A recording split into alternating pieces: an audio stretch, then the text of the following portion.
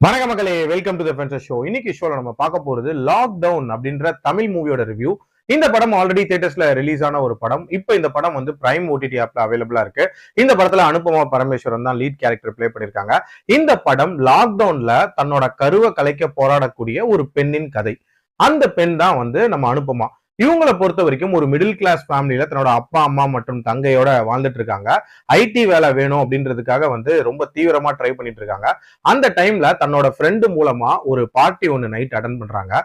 அதுக்கப்புறம் அங்க குடிச்சிட்டு மட்டையாயிடுறாங்க. கொஞ்ச நாளைக்கு அப்புறம் தான் தெரிய வருது அவங்க பிரெக்னென்ட் ஆயிட்டாங்க அப்படின்றது. சோ அந்த கருவை கலைக்கிறதுக்கு அவங்க என்னென்ன முயற்சிகள் எடுக்கிறாங்க, அதுலயும் அந்த கோவிட் லாக்டவுன்னால அதுல என்னென்ன டிலே ஏற்படுது, டுவர்ட்ஸ் எண்ட் அவங்களுக்கு என்ன ஆகுதுன்ற மாதிரி நிறைய விஷயங்களை சொல்லக்கூடிய ஒரு படம் தான் இந்த படம். ஆக்சிடென்டல் பிரெக்னன்சி நம்ம கேள்விப்பட்டிருப்போம். பட் அந்த ஆக்சிடென்ட்டுக்கு காரணம் யாரு அப்படின்றது கூட தெரியாத மாதிரியான ஒரு பிரெக்னன்சி இதுல காட்டியிருப்பாங்க.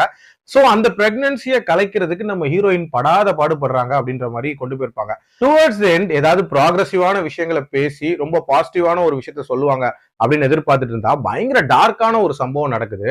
சோ அப்ப இந்த படத்தோட இன்டென்ஷன் என்ன அப்படின்னு சொல்லிட்டு கொஞ்சம் யோசிச்சு பார்த்தா, இதுல இவங்க அவேர்னஸ் அப்படின்றதெல்லாம் கிரியேட் பண்ண விரும்பல. ஒரு விதமான பயத்தை வந்து எல்லாருக்கிட்டையும் விதைக்க நினைக்கிறாங்க. அதாவது ஒரு நாள் கூட நீங்க அப்பா அம்மா பேச்சை கேட்காம இருக்கக்கூடாது. ஒரு வேலை அப்படி கேட்காம நடந்துட்டீங்க அப்படின்னா உங்க வாழ்க்கையே தடம் புரண்டுரும் அப்படின்ற மாதிரியான ஒரு பூமர் தனமான கருத்தை இதுல வைக்கிறாங்க.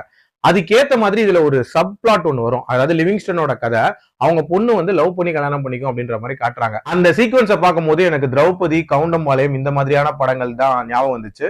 நேக்கா ஒரு நாடக காதலை வந்து உள்ள சொருவிந்தாங்க அப்படின்னு சொல்லலாம். இந்த நாடக காதல் மூலமா அந்த அப்பா அம்மாவை பாவமா காட்டுறது இல்ல, அந்த பொண்ணை தான் வந்து கேவலப்படுத்துறாங்க. அதாவது ஒரு சின்ன டிசிஷனை கூட ஒழுங்கா எடுக்க முடியல அப்படின்ற மாதிரி கொண்டு வராங்க. இப்படி எடுத்துக்கலாமே. ஆக்சுவலா அனுபமா பரமேஸ்வரனுக்கு நடந்தது அப்படின்றது ஒரு விதமான ரேப் தான். இந்த மாதிரியான ரேப்புக்கு காரணமான ஒரு நபரை கண்டுபிடிச்சு பழி வாங்குறது அப்படின்றதெல்லாம் இதுல போக்கஸே பண்ணல. இப்படி ஆக்சிடென்டலா பிரெக்னென்ட் ஆனா என்ன பண்ணணும் அப்படின்றதையும் சொல்லல.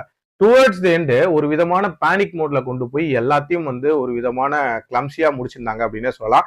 ஆக்டர்ஸோட பெர்ஃபார்மன்ஸ் நீட்டா இருந்துச்சு அண்ட் மேக்கிங் வைஸ் நல்லா இருந்துச்சு. பட் சொல்ல வந்த விஷயம் அப்படின்றது கன்வின்சிங்கா இல்ல. என்ன பொறுத்த வரைக்கும் இது ஒரு ஓகேஷான படம் தான். என்னோட rating 2.3 out of 5. Adult content பொறுத்த வரைக்கும் இதுல பெருசா அடல்ட் சீன் அப்படின்ற மாதிரி இல்ல. பட் இதுல பேசக்கூடிய விஷயங்கள் எல்லாமே அடல்ட் கண்டென்ட் நிறைஞ்சது தான். சோ அதுக்கேற்ற மாதிரி பிளான் பண்ணிக்கோங்க. மீண்டும் அடுத்த விமர்சனத்தில் சந்திக்கிறேன். நன்றி, வணக்கம்.